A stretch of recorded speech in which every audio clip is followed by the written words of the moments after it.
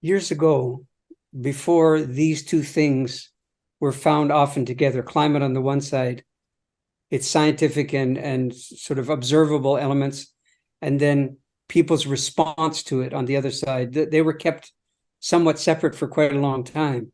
In those early days, I was asked if I would come and give a talk, which they called prosaically Grief and Climate Change. and I thought it was a bit lumpy title, and I wasn't sure how to marry these two things together. I'm certainly not a climate science person at all. I can read, I can understand in general terms, but I'm certainly don't oblige myself to be current on the science. But about 25 minutes into that talk, a couple stood up and they stormed out of the room.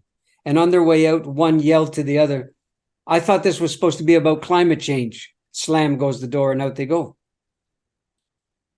And I was thinking about that at the time and certainly later, and I realized what they were frustrated by is that they weren't getting more climate change information. The assumption being that the grief part of things was already well known to them. And I would counter that by suggesting the following. Nobody comes to something I do for looking for more climate change information. Clearly not. So I suspect they were very under-informed on the level of crises and traumas and grief. Very under-informed, such that they felt that there was no part to play for grief in the matter. In actual fact, more and more kids, or the guardians of more and more children and young people, are pleading with me to do something to address very directly their climate anxieties, which I guess is a kind of new diagnostic term of sorts.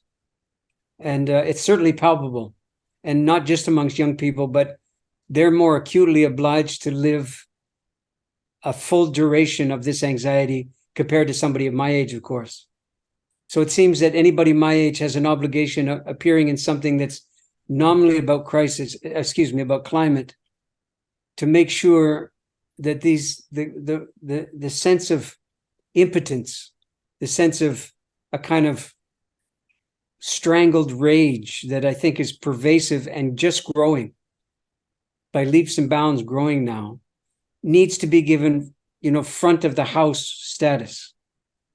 Because without that, it almost doesn't matter what happens with the climate science business, because the cultural damage and bordering on anarchy that will ensue, the wholesale corruption of the ability of young people to believe in anyone older than them, is basically what the climate science crises are bringing to bear upon the people alert to these things and the people who are not thinking about them at all. I think they're similarly afflicted. So I think my little job would just be to see to it that the voice of grief is distinct from the voice of depression and despair, that it's an entirely different enterprise, that grief is actually a capacity, a skill that needs to be practiced and entertained and corroborated and employed by the greater culture. So something in those areas is probably going to be my contribution in a few weeks' time.